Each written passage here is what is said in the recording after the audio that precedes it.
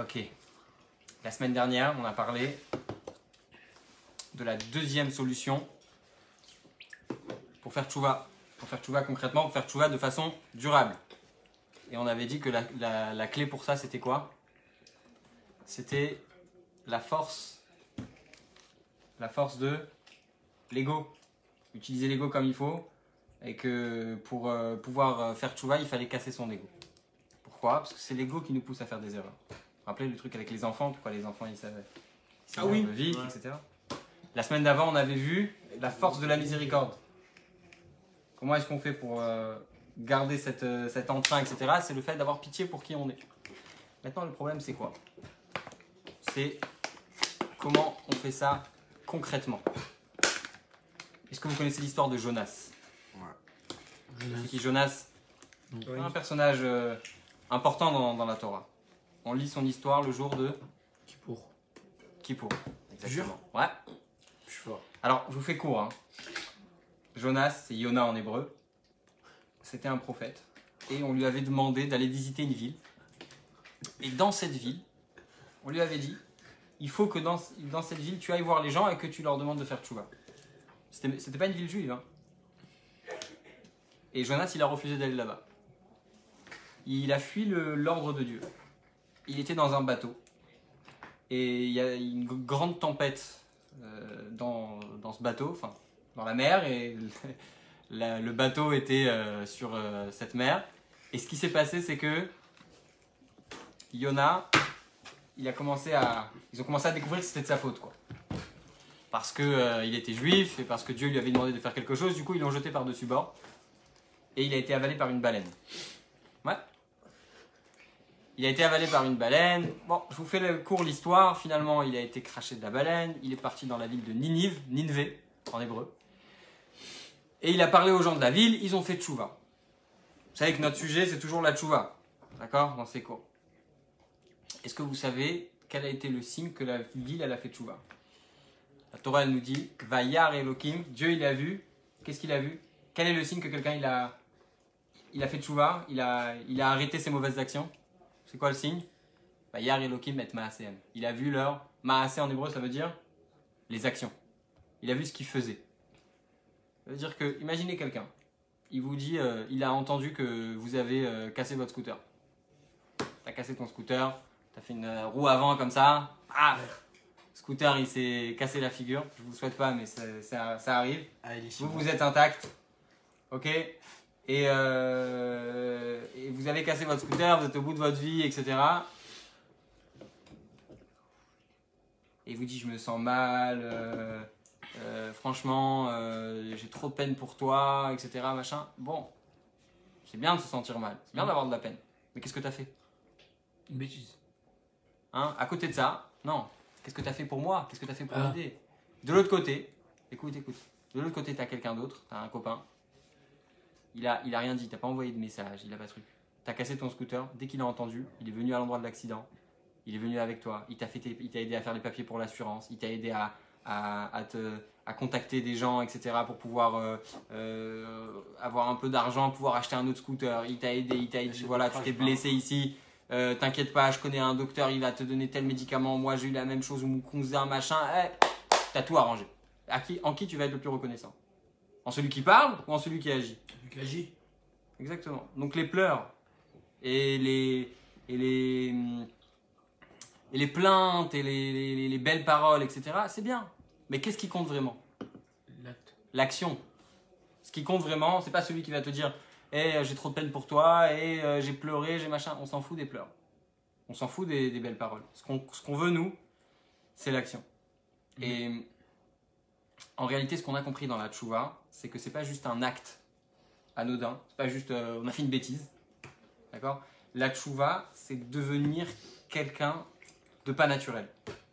Vous savez, il y a une expression qui dit si le mensonge existe, c'est parce qu'il y a toujours des gens pour le croire. Imaginez-vous que tous les menteurs, plus personne ne les croit. Qu'est-ce qui se passe? Ils mentent plus. Il n'y a plus de mensonges. Le mensonge n'existe plus. Pourquoi? Parce qu'ils n'osent plus mentir. De toute façon, ils savent que personne ne va les croire. Quelque part, c'est exactement la même chose avec les avérotes. Le mal, il n'a pas vraiment d'existence. Les fautes n'ont pas vraiment d'existence. Qu'est-ce qui fait que le mal il a une existence? C'est nous. Le mal, c'est le mensonge. Le mal, c'est pas la vérité. On le sait que c'est pas la vérité. Pourquoi? Parce que quand on fait des choses vraies, on sent. Ça, c'est le vrai chemin. Ça, c'est le chemin de Torah Mitzvot. C'est ce qu'Hachem il veut qu'on fasse sur terre. C'est ce que Dieu il veut. Ça, c'est le vrai chemin. Le mal, il n'a pas d'existence. Qu'est-ce qui fait qu'il a une existence? C'est nous qui faisons cette existence. Et je vais vous donner un exemple pour vous faire réaliser à quel point tout dépend de notre interprétation des choses et tout dépend de ce que nous, on va faire. Et tout dépend, en réalité, de comment dire? Parce que vous allez me dire, oui, mais c'est pas moi de faire tout ce qu'il faut bien, etc. Moi, je suis pas un mec bien, je dévie, je fais pas toujours ce qu'il faut faire, etc. En réalité, notre vraie personnalité, c'est de faire ce qu'il faut faire. Sauf qu'on a perdu l'habitude. Vous savez qu'un bon musicien, cet exemple, il marche avec un musicien, il marche avec un footballeur, il marche avec un cuisinier, il marche avec n'importe quel bon travail. Vous avez remarqué que quand vous prenez l'habitude de faire quelque chose, quand tu es au ping-pong, il y a toujours un qui va dire ah là j'ai perdu, mais avant je jouais je jouais super bien, etc. Là ça fait longtemps. Parce que ça fait. Qu'est-ce qu'ils disent? Parce que ça fait longtemps que j'ai pas joué. Ouais. Mais pour n'importe quelle chose, Je t'évise pas en bonne France. pour n'importe quelle chose, il faut absolument pratiquer. Malheureusement, avec le temps, on perd le feeling, on perd le sentiment, on perd l'habitude, etc. Ce que je veux dire, c'est qu'un bon musicien, il a besoin tous les jours de faire de la musique. Sinon, s'il va partir 2 semaines en vacances, il va perdre le rythme, il va perdre l'habitude, il va perdre les sons, il va perdre les... Pourquoi? Parce que pour faire de la bonne musique, il faut absolument en faire tous les jours. La même chose avec la nourriture, la cuisine.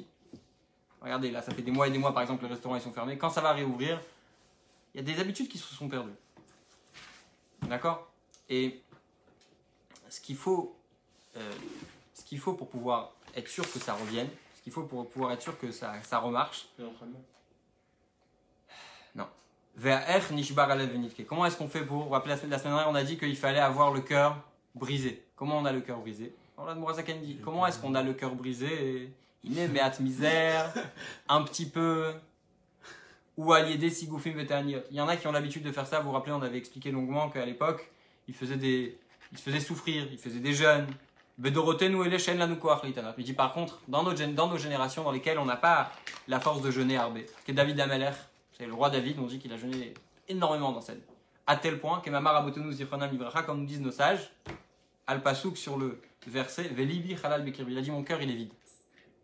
Vous savez pourquoi? Chez Arago Betanit. Il a tué son Yetzer Hara.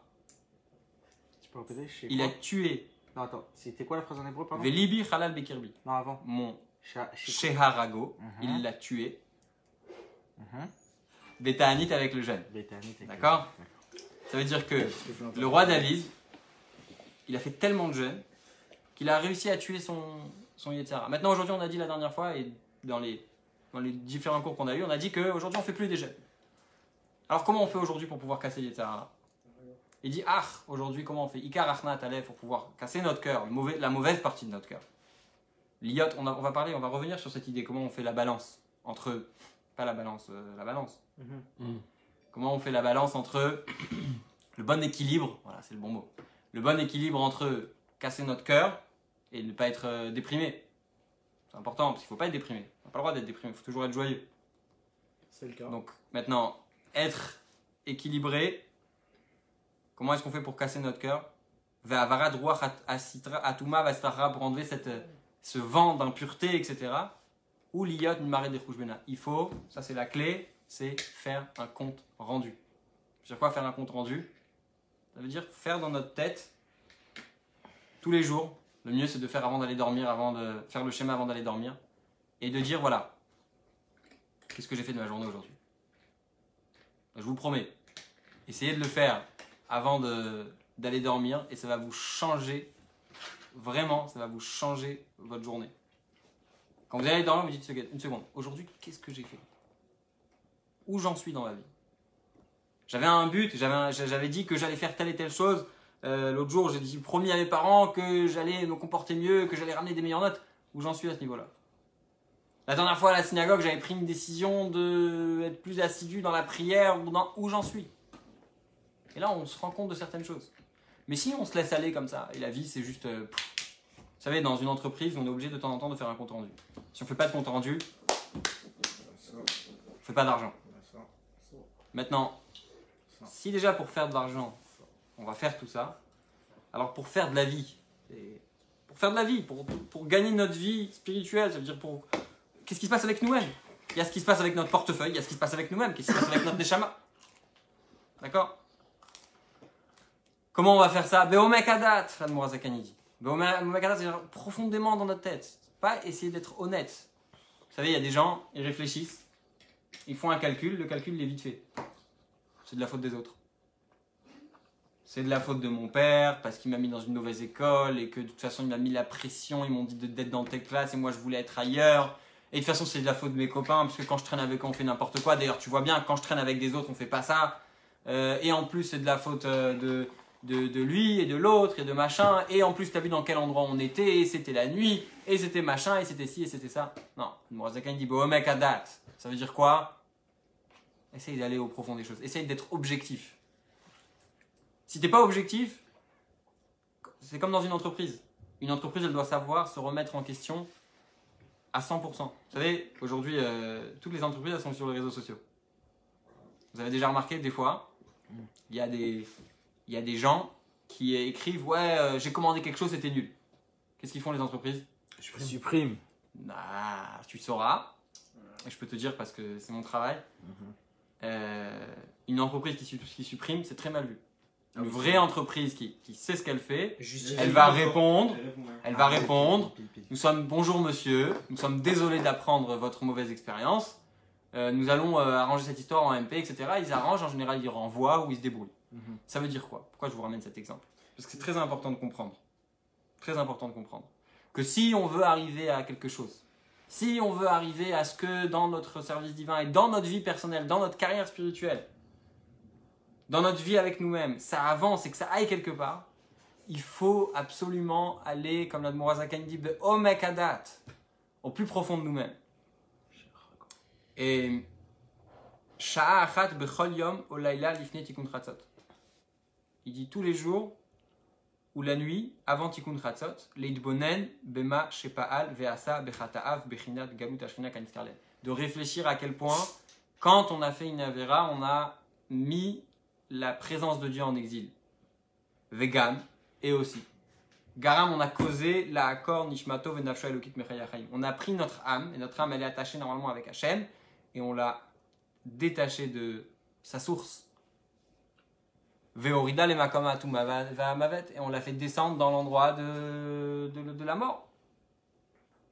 Et en echalot asitra achara, c'est donc les portes, etc. de l'autre côté qui est le côté du mal.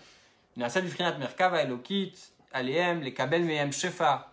Donc elle est devenue comme une charrette pour elle de recevoir de toutes ces choses, les goufo kaniskarlel, comme on a expliqué auparavant. Regardez. Il faut réaliser une chose importante. Réaliser quoi? Il faut réaliser que ce qu'on fait, ça a un impact. Tout ce qu'on fait. C'est comme si, en fait, ce qu'on doit réaliser, c'est comme si, en fait, nous, on rentre dans un film.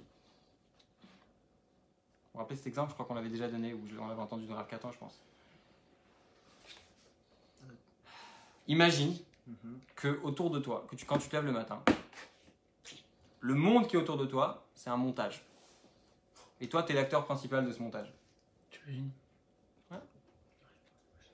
Et que quand tu as fait un acte de travers, tu as tout foutu en l'air. Quand tu réalises ça, ta façon de regarder ton comportement et ta façon d'analyser ce que tu fais, elle change du tout au tout. Pourquoi? Parce que ce que tu fais, ça change. Ça change quelque chose. Vous savez, le Rabbi avait donné l'exemple de quand la première fois il y avait un homme qui était parti dans la lune. Le Rabbi avait dit, imagine Armstrong. ouais. Neil Armstrong. T'es frais.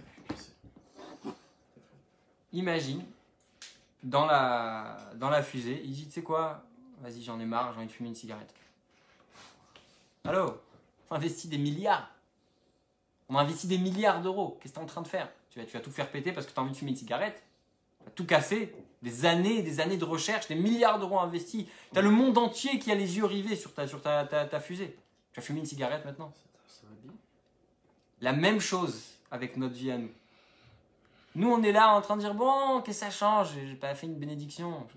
J'ai pas mis les filines aujourd'hui, mais qu'est-ce que ça change? Ça va, tu vois pas, je les mettrai demain. Je vois pas, qu'est-ce que ça change? J'ai pas fait shacharit aujourd'hui. Bon, c'est pas grave. Demain, après-demain, etc. Allô? Il y a le monde entier qui a les yeux rivés sur toi. Tout a été fait pour que toi, tu sois là aujourd'hui et que tu fasses ces choses-là. Et ça, c'est la vraie vie. Comme ils disent les chachamim, les zeu shamou chachamim, rabotenu zichronam livracha, rechaim bechayam kurim betim. On dit que les rechaim, les mécréants, pendant leur vie, sont appelés morts. Pourquoi? C'est quoi la vraie vie? Tu te protèges avec Hachem. Quand tu fais une mitzvah, tu es appelé vivant. Tu veux vivre ta vraie vie pour toi, il faut absolument que tu fasses Torah mitzvot à 100%. Ça veut dire quoi? Que leur vie, elle est rien du tout, elle est morte. Shechayem, nimshachim, nimakom, amavet, vatuma. Parce que leur vie, elle vient du mal et de l'impureté. Alors, il reste une parenthèse, mais on va sauter. En tout cas, voilà, la semaine prochaine, si Dieu veut, on va parler de... Bon, là, on a parlé des fautes graves, de manière générale. La semaine prochaine, on va parler des fautes qui sont un peu moins importantes, mais qui ont quand même un impact sur notre vie. Voilà. Bonne soirée à tous. Zach.